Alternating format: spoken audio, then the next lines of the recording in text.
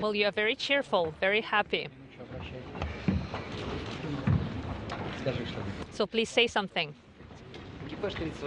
The Expedition 38 and 39 prime crew is ready for final qualification exams on the Russian segment of the International Space Station. Do you confirm? Yes. Okay. Do you have pens here? Yes, here are the pens. Take one and please sign. Please put the date. You should have put something in Japanese. Please sign it. You see, you would have gotten 1 point for that. Well, thank you.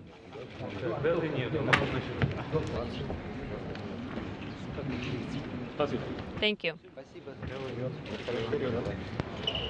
For Rick Pistracchio for NASA TV, you have reached the final home stretch of your preparations and training for flight. How significant are these final qualification exams, and what is your level of excitement as you prepare for your mission? Well, of course, as we get closer and closer to launch, I get more and more excited, and I think we're more than ready to go. These last few exams are a great way just to finish polishing all the years of training that we had.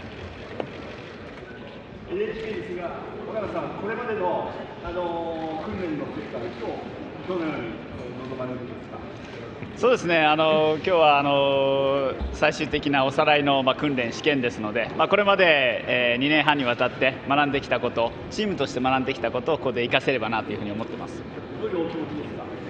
そうですね、打ち上げまで約3週間、近づいてきているなという感じで、緊張しながらいい意味でのね、緊張感を維持して、訓練に臨めていると思います。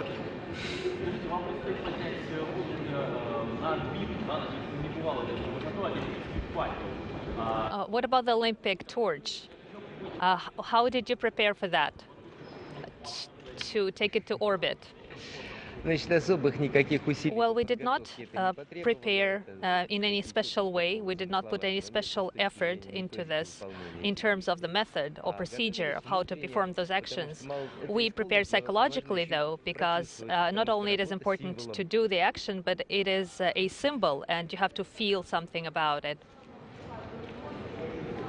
No, it's not difficult. It's very interesting. It's a constant cultural exchange and mutual enrichment that we are going through. What are you going to do at the station? Well, that's a very broad question. We'll be working. That's our main goal. Beside the Olympic torch, are you going to do anything interesting? Well, how shall I put it? I don't want to say anything negative at this point. It's actually the Olympic torch beside everything else, not everything else beside the Olympic torch. Koichi Wakata, it's been more than actually 4 years since you've been up to the International Space Station. How much are you looking forward to getting back up to your home in space? Oh, this time it's going to be a little longer duration of stay compared to my previous flight, and then there are new modules already here, and then especially Cupola. I'm very much looking forward to looking at the beautiful home planet through the window. So there are new things I've never seen before, so I'm very much looking forward to this. 若田さん、すみません、船長としての任務について改めてどういう意欲そうですね、半年間にわたる、軌道上での作業の後半でその船長も担当しますけれども、やはりチームワークを保つために、クルー間、それから各ミッションコントロールセンターの皆さんとの、コミュニケーションをしっかりとって宇宙ステーションの利用の成果を最大限に出せるように頑張りたいなというふうに思います。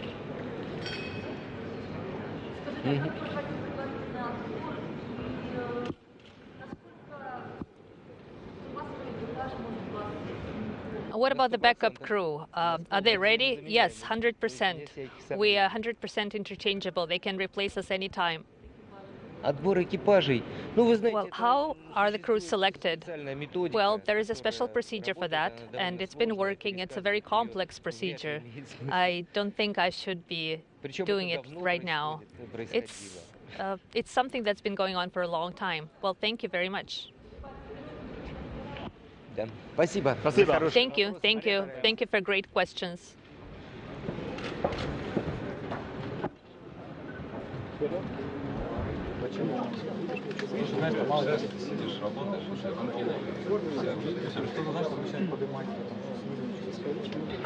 We начнем наши работы по формату 4. We are very interested in the Olympic torch, and where did the idea to take it to orbit come from? Well, this has been a decision by the Olympic Committee. There is a special committee that deals with the scenario of the Olympic relay. And we've been approached with that idea to take the Olympic torch into space. And just to be sure that you understand, please understand there will be no open fire either on the station or in outer space. What about the backup crew?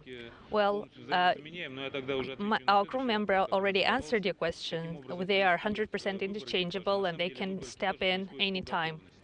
The selection of crew is done based on the readiness of crew members. Some people have already been very well prepared. They have already been to the station. They understand the timeline. And they are selected based on how well they are ready. So when this current crew was formed, they were formed together with the backup crew.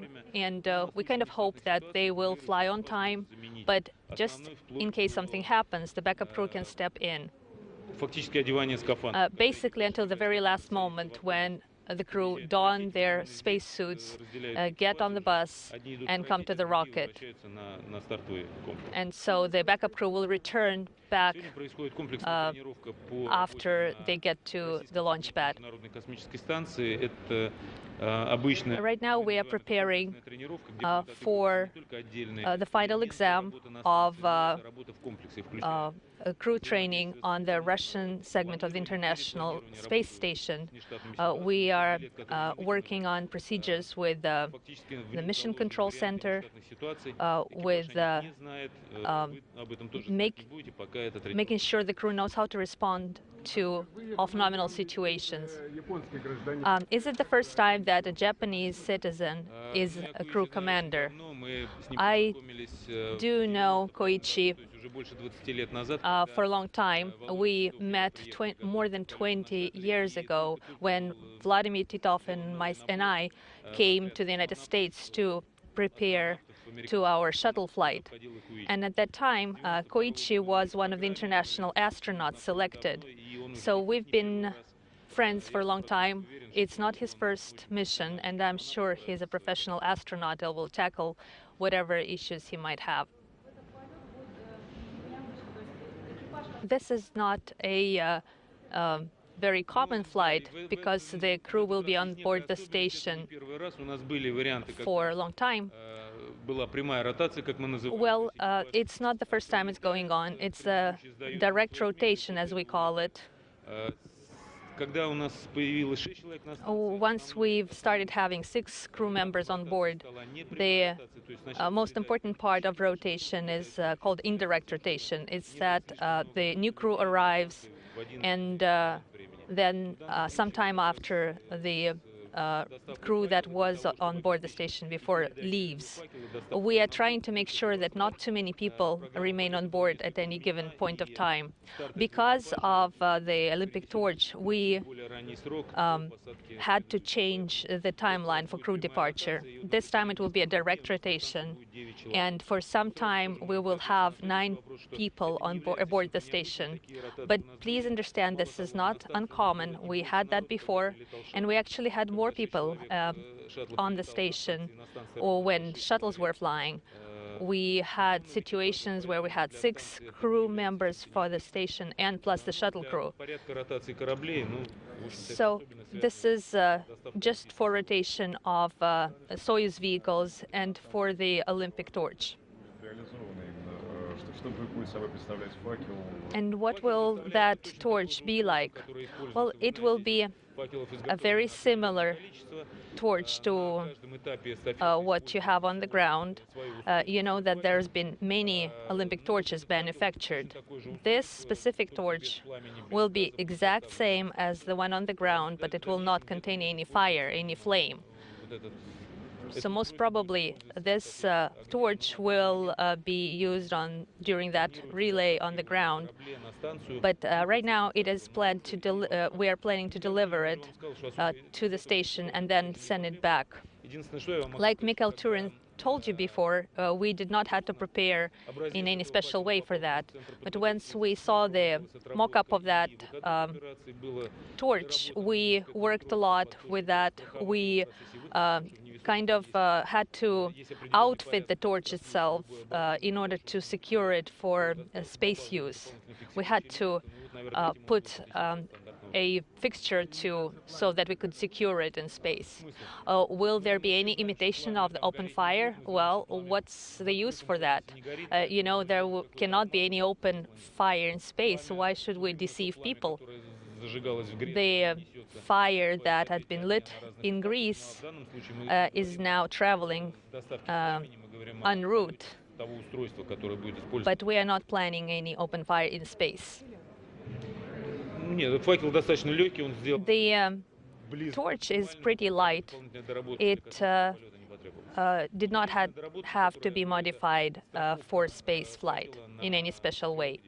The only thing what I meant is what I mentioned about the bracket to secure it.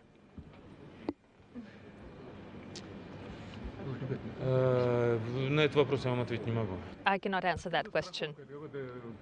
And what is that safety fixture that you installed? Well, this is a ring, a safety ring, that a clap will clap onto, because it is kind of hard to hold the torch in the spacesuit glove. So that's why everything has those rings, the safety rings, just in case the crew member, the EVA crew member, drops the torch, because sometimes they will need to hold on to the safety railings and not hold on to the torch itself. In this case, the torch must be secured and tethered. It can be either tethered to the spacesuit or to the rails that are installed on the station hull. This will depend on the procedure. I hope it will be a beautiful ceremony. I don't know the exact timeline. The Olympic Committee has been working on it. But the meaning of this ceremony is that the crew delivers the torch on board the station, and the crew that are already on board will be doing the EVA a spacewalk with the torch, and so that torch will be flying around the Earth while in outer space. And then Fyodor Yurchikhin will be flying back on the 11th, and on the 11th the torch will be brought back to the ground after it had orbited the station for several times. I think that it will be a separate scenario for the flight, and most probably the torch will be handled inside the station as well, and there probably will be a handover ceremony from one crew to the next, but you'll see it when we get to that point.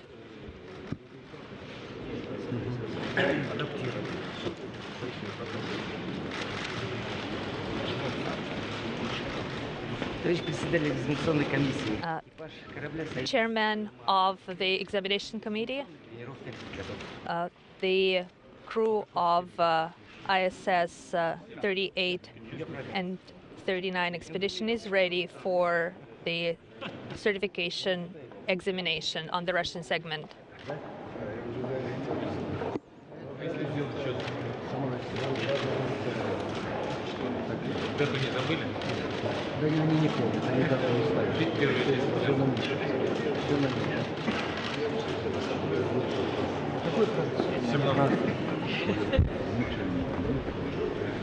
Факел в прошлый раз пропал.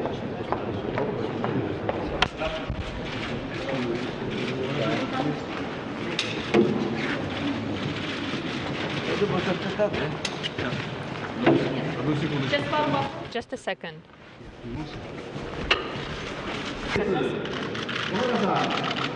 いよいよ最後の試験となりました。どういうお気持ちですか？そうですね、最後の試験なので、きちんと、みんなでチームワークを取っていい仕事ができるように頑張りたいなというふうに思います。For NASA TV, for both Rick and Koichi, you're both veterans of multiple spaceflight and space shuttle missions to the International Space Station. How are you looking forward to flying up to the space station on the Soyuz vehicle, and what are some of the differences in training and the challenges for you both? I guess I could take a shot at that. Yeah, I've flown on the space shuttle several times. Of course, it was a great vehicle, but it's interesting to have the opportunity to fly on a different vehicle. I've really enjoyed the training here in Star City, and I'm looking forward to a great mission. Yeah, Echo, Rick flew on the shuttle up and down before, but this is my first time to actually launch and land on a Soyuz spacecraft. So it's a new challenge for me, and I very much look forward to this new experience. This question could be addressed to me also, because I also took part in flight in shuttle flights. Thank you. And for you, Mikhail, this will be the first single day rendezvous to the space station. So what are you looking forward to in terms of the differences from just the 2-day rendezvous versus the 1-day rendezvous? I don't think there is a big difference in comparison, but as everything new, it is exciting. Just to test it. Mikhail, it's your second day of training. How can you evaluate the first day of your eval training? Was it difficult on the Russian segment, or is it going to be more difficult today? I wouldn't be comparing those days. Each one of them is dedicated to an important part of the program. So both days are equally hard and equally challenging. Yes, I'm very happy with the work we've been doing. We are very happy with the interaction of the crew and also with the flight control team on the ground. We realize that we do understand each other very well, and we are backing each other up. Thank you very much.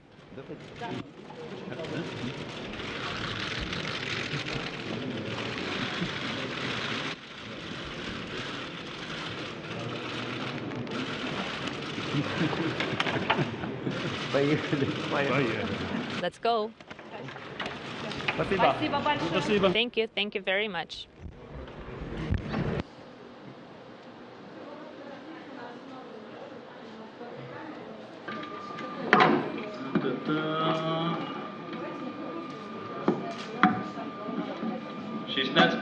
Sonny Williams, veteran NASA astronaut and now the director of the Gagarin Cosmonaut Training Center here in Star City, Russia. Sonny, right behind you inside that Soyuz module are astronauts Rick Mastracchio, Koichi Okada, and Mikhail Turin preparing for their mission. And just a little over a year ago, you yourself were taking those Soyuz qualification exams preparing for your flight.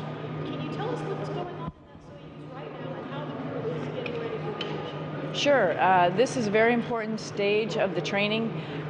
What they're going through is the whole launch day, rendezvous day, and then undocking and landing day. It's going to take 8 hours, which in real life would take, of course, 6 hours to get to the station, and then after undocking, another 4 hours to get back to the Earth. So it's slightly compressed, but it is really a summary of all the critical dynamic operations that the Soyuz will perform going up to the station and then coming back home to Earth.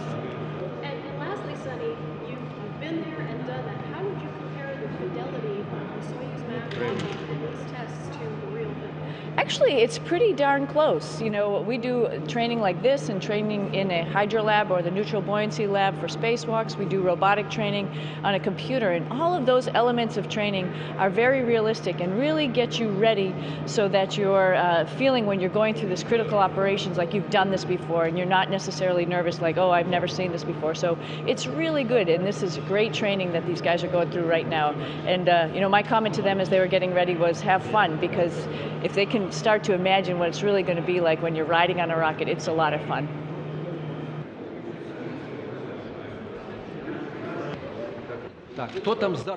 Well, is there somebody shaking your hand?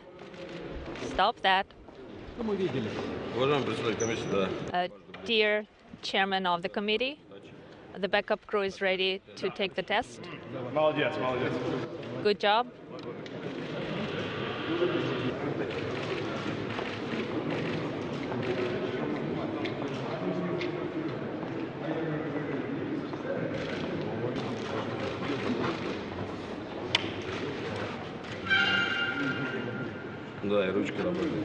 Yeah, the pen is working.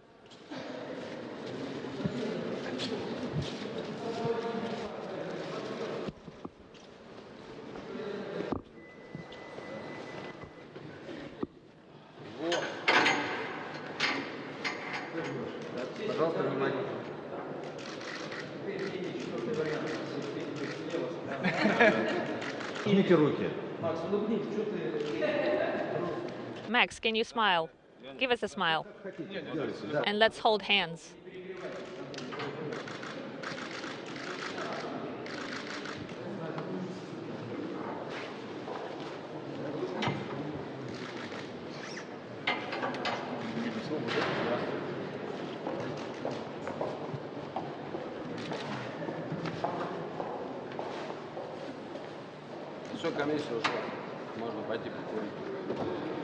Well, I guess we can leave now because the commission members have stepped out.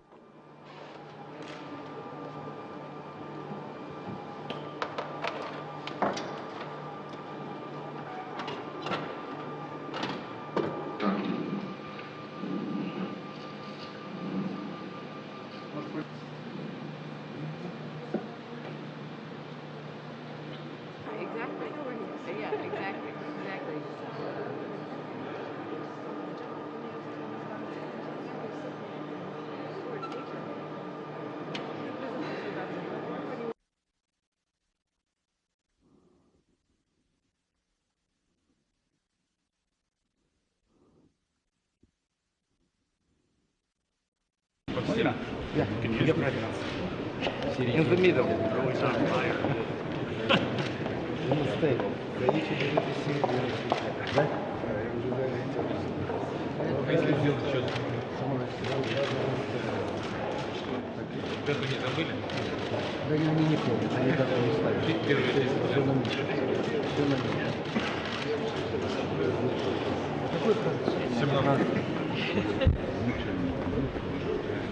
Хватил в прошлый раз пропал.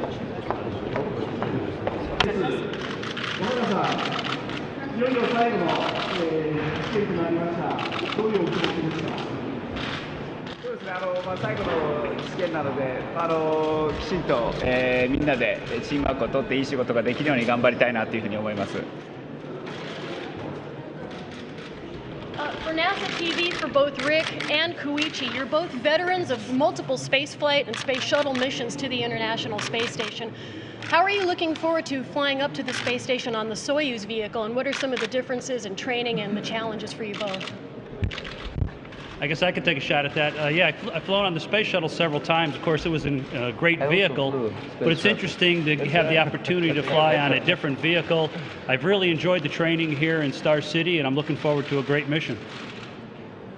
Yeah, Echo, Rick flew on the shuttle up and down before, but this is my first time to actually launch and land on a Soyuz spacecraft. So it's a new challenge for me, and I very much look forward to this new experience. This question could be addressed to me also, because I also took part in flight in shuttle flights.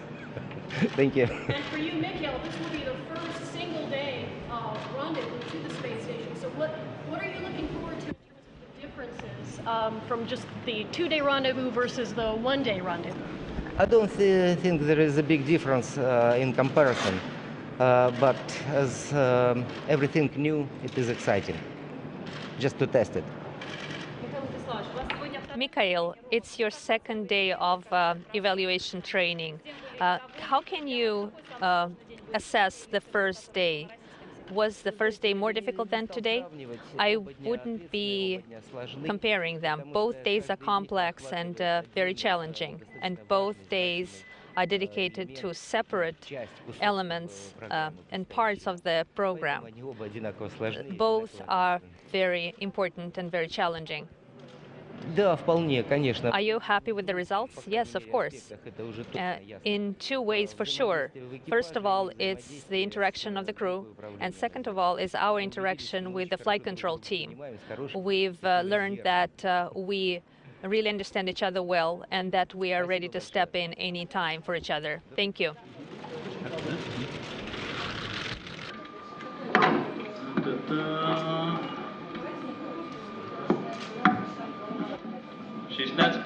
Sonny Williams, veteran NASA astronaut and now the director of the Gagarin Cosmonaut Training Center here in Star City, Russia.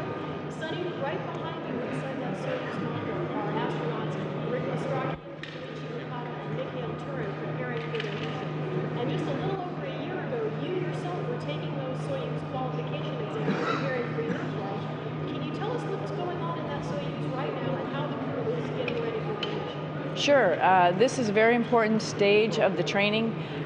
What they're going through is the whole launch day, rendezvous day, and then undocking and landing day. It's going to take 8 hours, which in real life would take, of course, 6 hours to get to the station, and then after undocking, another 4 hours to get back to the Earth. So it's slightly compressed, but it is really a summary of all the critical dynamic operations that the Soyuz will perform going up to the station and then coming back home to Earth. And lastly, Sonny, you've been there and done that. How would you compare the fidelity of the Soyuz map and these tests to the real thing? Actually, it's pretty darn close. You know, we do training like this and training in a hydrolab or the neutral buoyancy lab for spacewalks. We do robotic training on a computer, and all of those elements of training are very realistic and really get you ready so that you're feeling when you're going through this critical operations like you've done this before and you're not necessarily nervous like, oh, I've never seen this before. So it's really good, and this is great training that these guys are going through right now.